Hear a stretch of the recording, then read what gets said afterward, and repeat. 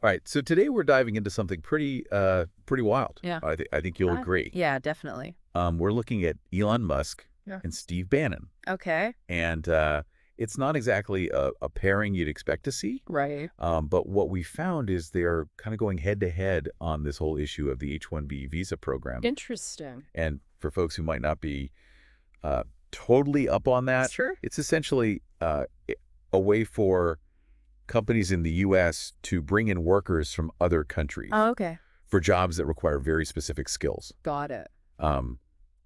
So, it's used a lot in tech, obviously, Right. where you need people with very specialized knowledge. Makes sense. And what's interesting is the way Bannon is going after Musk on this. Yeah, Like, it is really intense. it is. And we're basing all of this on some excerpts we pulled from Bannon's podcast, Okay. War Room. Okay, I've heard of that one. Yeah, so, right off the bat, the language he's using is super aggressive. Well, yeah, I mean, the quote that really stood out to me was the whole rip your face off thing. Oh, yeah. If Musk keeps pushing for these visas. Yeah, it's pretty extreme. It's a lot. But I guess it kind of makes sense if you think about Bannon's whole, Sure. his background and his political stance. Well, exactly. Like, he's a major figure in that whole Make America Great Again movement. Right.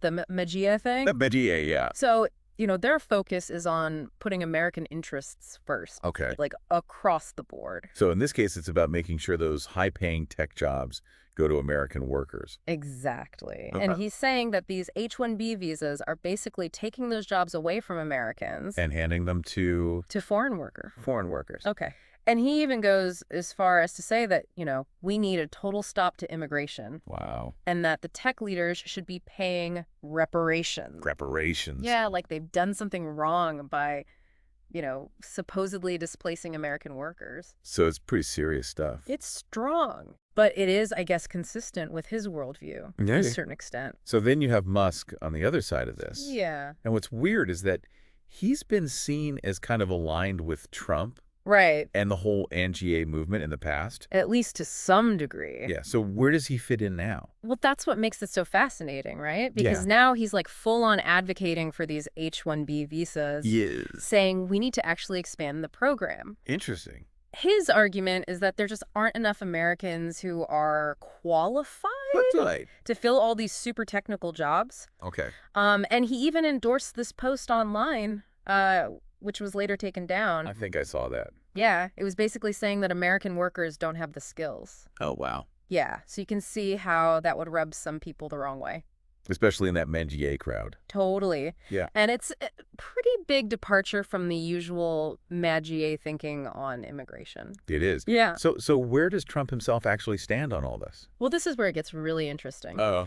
Trump is actually backing Musk on this. He is? Yeah, he's supporting the H-1B visas. So that kind of throws a wrench in things, doesn't it? Well, it definitely surprised some of his base.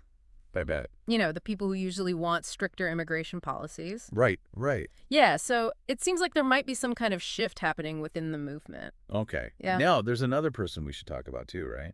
Oh, yeah, you're talking about Vivek Ramaswamy. Vivek Ramaswamy, yeah. Right. So he's another tech guy. Yeah, he's an entrepreneur, and he actually ran for president as a Republican. He did. Yeah. A while back. And he's in the same camp as Musk on this H-1B thing. He is. Interesting. Yeah, he's all for the visas, saying American workers just don't have the skills. To compete. Yeah, to compete with the foreign talent in the tech world. Wow. And he actually goes even further. Does he? Yeah, he criticizes American culture, Oh. saying that it's led to lower education standards. Oh, interesting. Yeah, it's pretty provocative stuff. It is. And what's also interesting is that both Musk and Ramaswamy, Yeah. they've been tapped by Trump to figure out ways to cut costs in the government. So they've got his ear. It seems that way. Yeah. So it's like you've got Bannon on one side Right. with this super hardcore America First stance. Yeah. And then Musk and Ramaswamy, Right. who are pushing for this more global approach to talent. Yeah. And Trump's backing them up. Right. So what's the big takeaway here? Well, I think this whole clash really exposes a fundamental tension Yo. that's going on right now. Yeah. You have this economic nationalist view, Good. which is all about protecting American jobs and industries, Right. even if it means like limiting access to global talent. So that's where Bannon is. Exactly. Okay. And then on the other side, you have this argument that to stay competitive in this global economy, Especially in tech. especially in a fast-paced field like tech, Right. you need the absolute best people, Regardless of... regardless of where they come from. That's the Musk and Ramaswamy view. Exactly. Okay, so it's like this trade-off between protecting American jobs Right. versus making sure American companies can compete globally. That's it. And not just companies, but the whole economy. The whole economy, yeah. Wow. And this is not just like some theoretical debate. Right. This has real implications Real world stuff. for the tech industry and for American workers. Yeah, for sure. Yeah, All right, so we've covered a lot here. we have. Bannon's strong opposition, Yeah. Musk's surprising stance, Yeah.